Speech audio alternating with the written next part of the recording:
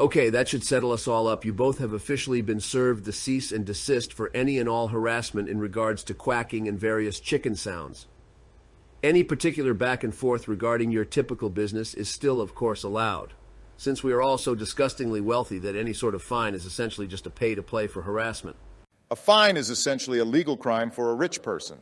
As the founders intended. Get to the point, Rudy. What's the damage then? Right. In the event of breach of terms, the offending party must invite Mr. Trump to the scrimmage group for Capcom Cup practice once Street Fighter VI is released. Are you fucking kidding me? That's not that bad, is it, Barry? It's bad enough we had to bring in Shapiro for his analytical assistance, but at least he doesn't waste our time by playing with us. Look, it's fine. My hands hurt after 4 hours of play. It's not so bad. We'll just invite George and we'll have 4 people. We can get another TV and system and we can do rotators. Fine, but as the new guy, Donnie has to pay for pizza and keep us deep in balls. Mr. Trump accepts the stipulation, but he gets to bring Monster energy drinks as well for his own preference. Agreed. Is it safe now? Yes, sir, Mr. Trump. We're all square away. Okay, then. Now you can fuck off, Rudy. There is the matter of my legal fees, Mr. Trump. I'd like us to settle that up, along with all the other times I've represented you, too. Can you even practice law anymore? Yes, actually, but I have to do it primarily by phone while on the premises of the Cheesy Chaz's deep-fried titty parlor in Kenosha of southern Wisconsin. I'm communicating via the parking lot as I am no longer allowed inside the building. Stupendous, Rudy. We'll talk about it later. We have Advance Wars tier lists to make. Thanks for booting him, Barry. A pleasure every time. I know he's incompetent, but he does still work for you, Don. You have to pay him eventually. Good point, Joe, but have you considered this? What? I just don't fucking want to, and he can't fucking make me. He could just sue you, Don. And who is going to represent you? I'd simply have to hire a lawyer who hates Rudy more than they hate me. That's a coin toss if I ever heard one. I like my chances. Okay, let's get started, and hopefully we will finish Advance Wars 2 today. Sounds good. I feel like this has taken too long. Imagine how long it feels when you have to buy not one, but 2 new phones over incessant bird noises in your voicemail and DMs, you sons of bitches. Fair. But first, let's place Nell and then Hachi. They are both orange star unlocks, and you can only get Hachi in 2, but let's just get them out of the way. Considering the luck swing with Nell, let's just put her at A tier. She could be S or B depending on RNG. Fine. But Hachi has to be S tier, right? It's kind of impossible to suggest otherwise. He's more banned than Max, since Max is more reasonable in Advance Wars 2. Just a flat discount of 10% for all units with no penalties whatsoever. His CO power increases his senior citizen discount to a whopping 50%. And on top of that, with his Super CO, you can then build units on all your captured cities as if they were bases. And his charge time is incredibly short. Absolutely cracked as a CO. Yeah, just put him in S tier. So next is Colin. Easy S tier as well. My absolute favorite CO and legal for tournament play to boot. Of course he says that. His day-to-day passive is a 20% discount on troops, twice as cheap as Hachi's day-to-day.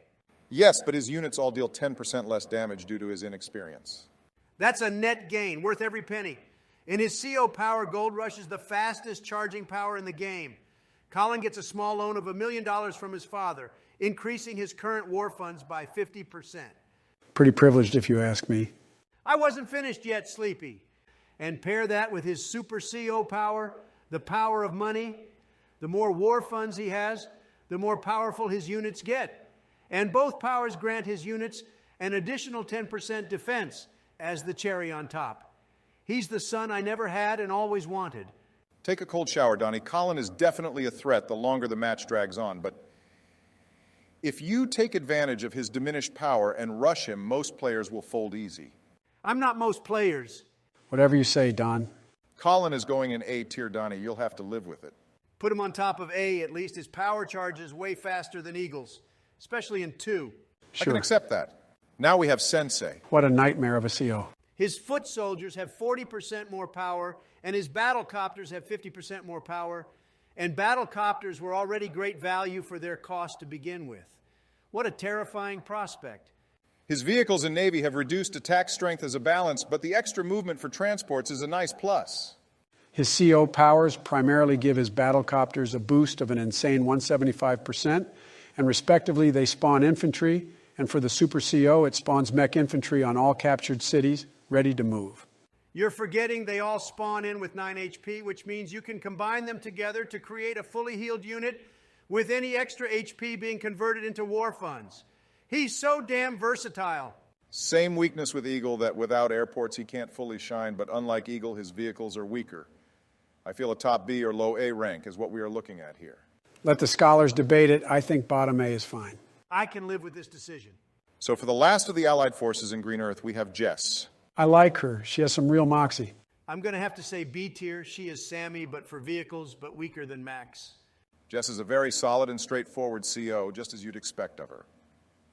Although her infantry is slightly weaker, her vehicles hit slightly harder, with her CO power just ramping her up more and more to 130 and then 150% more power, as well as adding respectively +1 and +2 more movement for them, and a defensive bump for them all for both powers. Her Super CO power overdrive has the added effect of giving her vehicles a resupply and refueling.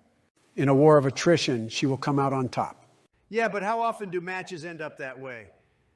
I feel they really do her a disservice by weakening her infantry.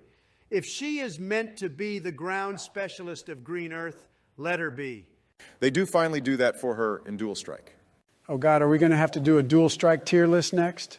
Not for a while, honestly. We might have to revisit the entire list at that point, and at the pace we are going, I may sooner wish to unalive myself in Minecraft. So, a low B tier? Probably. Maybe top C tier. C tier is pretty empty, so she can go on top. Jess on top, Andy will be pleased. Grow up, Don. And Andy wouldn't know what to do with all that.